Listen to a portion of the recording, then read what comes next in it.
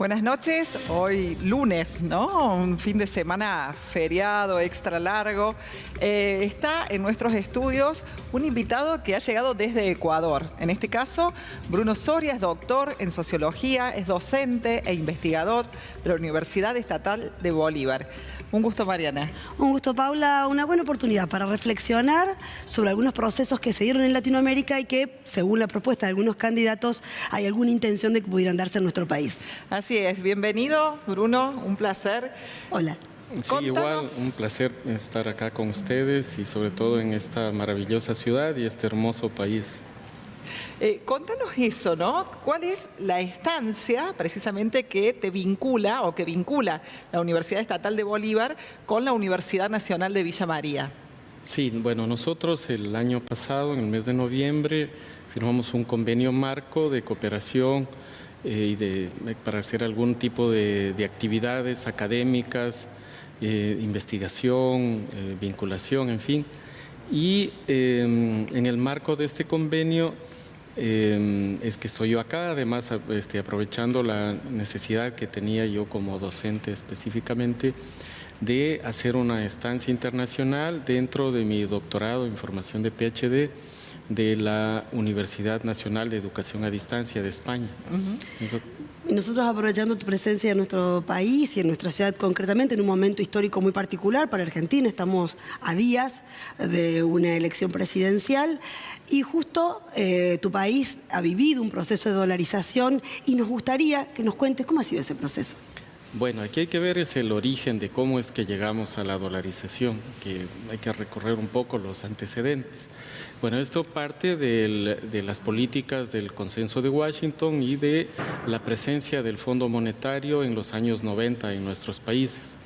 Entonces, en el año 92 el gobierno de ese entonces, abiertamente neoliberal, desregularizó la economía, le quitó todos los poderes al Banco Central y de esa manera los bancos tuvieron carta abierta para manejarse solos, prácticamente sin control, y es más, muchos de los directivos de algunas instancias que tenía las instancias de control financiero pasaron a ser controladas por los banqueros. Entonces era como tener el ratón cuidando el queso. Entonces ellos se otorgaron algunos mecanismos que les permitieron primero hacerse autopréstamos. Entonces el Banco Central les otorgaba financiamiento para determinados tipos de proyectos que ellos supuestamente hacían. Esto terminó siendo de que no era cierto, inclusive se llegaron a determinar de que habían más de 300 empresas fantasmas a las cuales los socios o los que eran financistas de estas empresas eran empleados de los bancos. Bueno, esto generó un proceso especulativo, inflacionario, que llevó a pulverizar la economía ecuatoriana. Para el año 99 el sistema estalla. Ahí tenemos un primer momento de que empiezan a quebrar los bancos y el gobierno decreta lo que ustedes tuvieron acá, el corralito, que nos congelaron los recursos y para fines del año 99 la economía ya era inviable. Habían quebrado ya dos de los bancos más grandes de Ecuador de ese momento y, por ejemplo, para ese entonces la cotización del sucre, que era nuestra moneda, que al inicio del año había estado en 5.000, pasó a 19.000. Y el gobierno, ante la crisis financiera que se había generado, en enero del año 2000 decreta la dolarización. Y a partir de ese momento empezamos a vivir todo un proceso de desestabilización económica. Tenemos 3, 4 gobiernos que se suceden rápidamente, que ahí tuvimos varios golpes de Estado. Y formalmente la dolarización empieza a hacerse efectiva, todo un proceso de transición desde enero hasta septiembre, en el que vivimos un primer momento de pulverización de nuestros ingresos. Teníamos al inicio en el año 98, el salario básico estaba más o menos en $60. Al cambio, con la dolarización pasó de $4. De 60 a 4 a dólares. 4 dólares, que era lo que la conversión que se le daba por los 25,000 dólares a los que se empezó a cotizar el nuevo valor que tenía el dólar. Entonces, ¿qué es lo que nos tocó hacer? Que todo empezamos a convertirlo empezaron la creatividad, hizo que por ejemplo, andamos a llevar una calculadora y unas tablitas y calculábamos todo en función a dividir para 25,000. Y esto, ¿qué es lo que terminó pasando? Desaparecieron miles de empleos, cerraron fábricas, microempresas, sobre todo, que fueron las más golpeadas. Y esto nos llevó a que tengamos una altísima migración. En esos años se calcula que entre el 99 y el 2006, que es cuando más o menos empieza a estabilizar la economía ecuatoriana, salieron más de 600,000 ecuatorianos. Y lo curioso del asunto es de que los expulsados de la dolarización son los que empezaron a sostener la dolarización, porque las remesas empezaron a ingresar y eran ese dinero que el Estado, que seguía manejándose con políticas neoliberales. Habíamos pasado por un proceso de desregulación del sistema público, vieron miles de despidos por mecanismos que se llamaban de compras de renuncia, y que esos recursos, esos dineros habían desaparecido de las cuentas de ellos. Entonces, para ese entonces, los migrantes pasaron a ser uno de los sostenes de la economía. ¿Empresarios? No. Quienes se tuvieron que ir porque enviaban dinero para los quienes habían quedado. Así es, porque ellos se fueron a trabajar en España de jardineros, cuidando ancianos. Eran los que mantenían tengo aquí unos datos que las remesas, por ejemplo, para el año 99 eran de... perdón, se me perdieron los datos. Por ahí lo importante es que podamos compararlo con situaciones de la vida cotidiana, ¿no, Pablo? Sí. Entonces, bueno, tenemos es de que el tener de 700 millones, que eran más o menos la cantidad de remesas que tenían en el 98, pasaron a ser para el año 2000 ya en plena dolarización, con una inflación en dólares que llegamos a tener de 90%, pasaron a ser ya 1.300 millones. Y hoy, para el año 2023, las remesas, es decir, el dinero que envían nuestros migrantes, superan los 4.300 millones. Ajá. Entonces tenemos parte del sistema de dolarización es sostenido gracias a los dólares. Si no hay dólares que ingresan de la economía, y aparte con un Estado que prácticamente desaparece con el esquema neoliberal, el papel fundamental pasan a convertirse para dinamizar la economía los migrantes. Y con relación al mercado laboral, ¿no? Esto que vos planteabas, como el salario de 60 dólares pasa a 4. ¿Qué implica, digamos, también para aquellos que motorizan las economías ecuatorianas? Ya, tenemos primero es que hay que tener dos momentos. En el primer momento, que es de la convertibilidad, de lo que les decía, que andábamos con una calculadora. Sí. Era el transformar los costos a sucres. Pero luego viene en ese proceso de inflación, que les decía, fuimos los únicos que llegamos a tener inflación de 90% en dólares. En dólares, claro. Entonces, los precios se internacionalizan. Ya cuando desaparece el sucre, todo empieza a cotizarse ya en dólares. Con relación a eso, vos nos dabas fuera de cámara un ejemplo, por ejemplo, ¿cuánto costaba tomar un café a un ecuatoriano antes de la dolarización y cuánto cuesta hoy en dólares, ¿no? Si hacías esa conversión. Sí. A ver, tenemos una taza de café, la comprábamos al cambio más o menos unos 60, 50 centavos de dólar. Hoy esa misma taza de café cuesta 2 dólares. Por ejemplo, aquí... yo tomo bastante café, soy parte de la tradición nuestra del café. un frasco de café que se lo puede conseguir con una calidad parecida por $1.50. Ese frasco, que más o menos de 100 gramos, en Ecuador vale como $7, $8. Entonces es parte de la internacionalización de los precios y así tenemos todo. ¿Cómo impacta eso en el consumo? Tenemos precios de Alemania, tenemos precios de Francia, de España, sin tener la capacidad adquisitiva de ellos. Sin esos ingresos. Claro, sin esos los ingresos nuestros, por ejemplo, que demoraron prácticamente más de 10 años en recuperarse, de tener esos $4 al inicio de la dolarización. Hoy tenemos uno de los salarios mínimos más altos de la región, que es de $450, pero la capacidad adquisitiva no está a la par. Claro, está bien. Que hoy es de $780 lo que se necesita para poder comprar algo, una familia de 4 miembros. ¿Hacemos una breve pausa? Sí, gracias. Vamos a pedirle a Bruno que nos permita hacer una pausa muy breve y volvemos con más preguntas que permiten contarnos, pero desde la realidad de alguien que vive en un país dolarizado.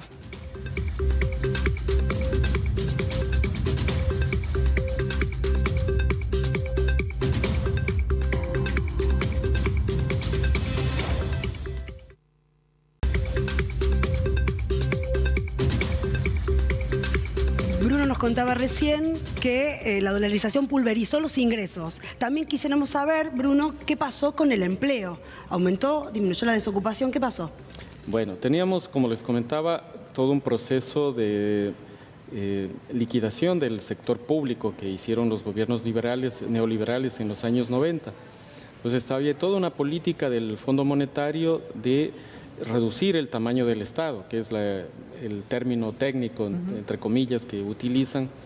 Y esto redujo el tamaño del Estado y para el año 99 teníamos un desempleo del 15%. Esto es antes de la dolarización. Antes de la dolarización. En la dolarización el desempleo se redujo al 10%, pero como les comentaba, en ese periodo tuvimos de que empezaron a emigrar los ecuatorianos. Exactamente. Y hoy tenemos un desempleo del 3%, pero ¿qué es lo que en realidad terminó pasando? Que como se cerraron empresas, se redujo el tamaño del Estado, los ecuatorianos empezaron a tener lo que se llama un trabajo informal. Vemos con el subempleo, que para el año 99, antes de la dolarización, era del 46%, y en plena dolarización, en el año 2000, subió al 50%. Hoy es del 54% el subempleo. Entonces claro, van a encontrar a muchos ecuatorianos vendiendo alguna cosa en las calles. Sí, lo que para nosotros se denomina empleo negro, ¿no? Empleo irregular. Claro. Bueno, en estas lecturas como sociólogo, digamos, como investigador, que también trabaja, digamos, con perfiles que están vinculados a la Universidad Española, ¿se está leyendo un por qué el viraje de América Latina hacia la extrema derecha? Bueno, ahí tenemos todo un problema. Tenemos que regresar a los años 90, que ahí es donde es parte de los problemas de ahora. En los años 90 se produce todo tenemos el auge de lo que sociológicamente tenemos con las teorías postmodernas, que se empieza un periodo de desvaciamiento de las categorías y de la teoría. Entonces se empiezan a inventar términos como empoderamiento, que es un eufemismo, para justificar las privatizaciones, para trasladarle al ciudadano las cosas que debería hacer el Estado. Entonces, hoy estamos ese renacer de nuevo trasladarle al ciudadano cosas como el control de la calidad, de los servicios, de funciones que son potestad del Estado. Y lo que estamos también es a otra cosa que es terrible, que se habla de que hay exceso de derechos, de que los derechos conquistados, en el caso de Ecuador, en la Constitución del 2008, que fue aprobada por referéndum por el 90% de la población ecuatoriana, donde se consagran importantes derechos como, por ejemplo, el que hoy nosotros reconocemos a 2 lenguas originarias como parte de la lengua oficial, que es el quichua y el shuar, que se hablan allá. Y, por ejemplo, los derechos de la naturaleza, El buen vivir. el buen vivir, el tener la educación gratuita hasta el 3er nivel. Entonces, estos derechos hoy, para los sectores neoliberales, los sectores fascistas, es incómodo. Entonces, ellos hablan de retomar la responsabilidad del ciudadano. Y ese retomar la responsabilidad del ciudadano implica pagar, es decir, de que desaparezca la gratuidad de los servicios, que son derechos y que no son dádivas que da el Estado, sino es un derecho que como ciudadanos tenemos y deberíamos tener acceso. Igual, supongo que estos nuevos discursos pueden volver y permear con otras palabras, pero con los mismos ejes en este momento, porque hay algo que las democracias nos han sabido hacer, que supongo que debe tener que ver con mejorar la calidad de vida de la gente, ¿no? Sí, bueno, ahí en parte, allí viene una culpa de los últimos 10 años de que se ha despolitizado a la sociedad. Vemos el ciudadano que no defiende sus derechos. Entonces, como tiene acceso, por ejemplo, a la educación gratuita, el chico lo da por hecho, porque como que eso ha habido toda la vida. Una y no naturalización, digamos. Así es, y no se considera de que eso es una lucha de décadas. Por ejemplo, el mismo hecho de tener, por ejemplo, el derecho a las 8 horas de trabajo, el derecho a la maternidad. Ahora, por ejemplo, en el caso de Ecuador, se reconoció el derecho al voto a los militares, el derecho a los permisos por paternidad que no teníamos. Entonces, eso no lo defiende el ciudadano común y corriente. Entonces, al no defender y al no plantearse nuevos derechos, entonces es fácil de que la derecha ocupe esos espacios, se mete en esos resquicios. En ese discurso, claro. Y cale en un sector que está despolitizado, que es presa de el discurso que llega desde los medios de comunicación masivos y de las nuevas técnicas de difusión ideológica que son las redes sociales, claro. Donde no hay criticidad y además se vive el mundo de la pantalla, el mundo alejado de la realidad, ya no se conoce y se naturaliza el ver a una persona en la calle, el ver... Bueno, empleo que decías vos, que informal. Sí, se empieza a naturalizar eso y no se busca el que hay que a esa persona darle un trabajo decente, que en eso sí, por ejemplo, la OIT habla de la necesidad de tener el trabajo decente, es decir, una persona que tenga seguridad social, que tenga acceso a la educación, a alimentación, a todas las normativas y los convenios que tiene la OIT, que es algo que para los sectores empresariales es visto como incómodo. Por ejemplo, en el caso de Ecuador, para los empresarios, ellos dicen de que no debería el trabajador tener ese salario de 450, no, que debería ser de menos. Entonces, ¿por qué les resta competitividad? Porque la dolarización tiene ese problema, de que le resta competitividad a los productos de los países que están dolarizados. No podemos competir al no tener, al perder el control de la emisión monetaria y del control de la política monetaria. Dependemos de las condiciones económicas, políticas de Estados Unidos. Entonces, por ejemplo, nosotros no podemos competir cuando Perú o Colombia devalúan.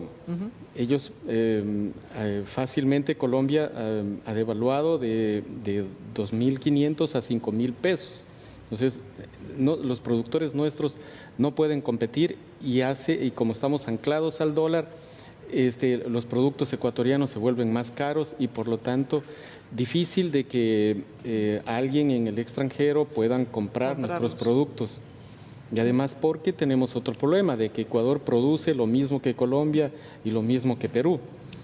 Entonces, lo que nos diferencia en el caso de, por ejemplo, las flores, es la calidad que tienen nuestras flores por la ubicación geográfica. Nuestras flores son más grandes, tienen más aroma por las horas luz, sol que tenemos por estar en la mitad del mundo, que eso es incomparable, por ejemplo, con los plátanos, que son Claro. más grandes, hasta más jugosos que los que vienen de Costa Rica, de Brasil o de las Islas Canarias. Sí, sí.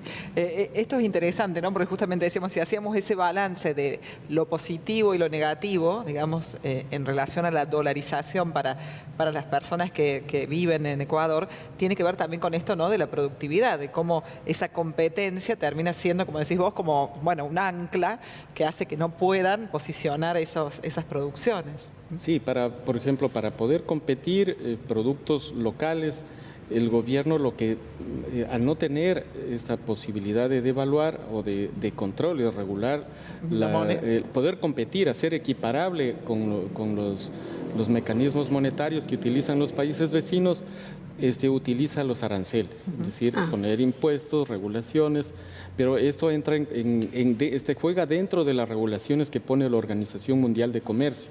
Entonces allí se juega al filo de la navaja, porque podría ser objeto de sanciones internacionales. O sea, se quedaron sin herramientas de intervención para las variables estatales, y supongo que eso ha sido muy complejo en la época de la pandemia, ¿no? Porque no había elementos para salir a dar respuesta a una sociedad necesitada. Sí, eso es parte del problema que tenemos hoy, porque los gobiernos neoliberales de los 6 últimos años redujeron el tamaño del Estado, no han hecho obra pública, que eso es lo que permite que circulen los dólares en la economía. En la dolarización, si no hay dólares que tenga el ciudadano de a pie, no funciona el sistema. Y peor, si es que tuvimos el principal producto de exportación nuestro, que es el petróleo, llegó a valer menos de cero. Entonces, no había dólares en la economía, al tener paralizada la inversión pública, al reducirse las remesas, generó grandes problemas sociales que nos ha llevado a la espiral de violencia que tenemos hoy, aparte de la desaparición de políticas públicas de control ciudadano, de control social, de falta de equipamiento, por ejemplo, a la policía, de que tenemos... hay lugares donde los policías tienen que pedirle a los vecinos que hagan una colecta para comprarles una batería, por ejemplo. Claro. O que les den mantenimiento a los cuarteles donde ellos pasan, porque no tienen ni para colchones. Bueno, Gracias. Gracias, Bruno Soria, docente, investigador de Ecuador, doctor en sociología. Nos parecía interesante con Mariana, a pocos días de tener nuestras elecciones, y donde una, digamos, precisamente de esos ejes de debate permanente es la dolarización sí o la dolarización no, poder tener desde la experiencia cotidiana una palabra autorizada, además también desde la ciencia. Así que muchísimas gracias. Gracias, Bruno. Por tus aportes. Un pequeño corte. Una pausa, ya volvemos. 2 o 3 subrayados muy simples de lo que nos ha dejado en la entrevista con Roque recién. En caso de un proceso de dolarización, pulverización del poder adquisitivo del salario y de los ingresos y la posibilidad de qué hacer con esos salarios, desaparición del Estado y de las herramientas del Estado para accionar ante situaciones complejas como fue recientemente una pandemia, y profundización de las condiciones de empleo negro o irregular. Un panorama más que complejo y más que preocupante, que amerita por allí alguna reflexión extra. Y además, sumado a eso, conflictos sociales también, ¿no? Que tiene que ver con una escalada de violencia también importante. Y de inseguridad. Nos vamos. Agradecemos, como es habitual. Decíamos también la reflexión, ¿no?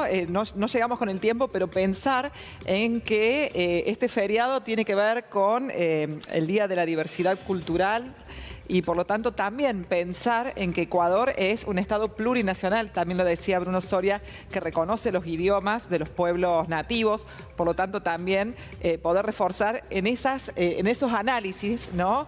En relación a la actualidad y en el reconocimiento de quienes hacemos parte de la patria, de la nación y del Estado. Ahora sí, me parece un muy buen aporte. Muchas gracias. Nos vemos el próximo lunes. Buena semana.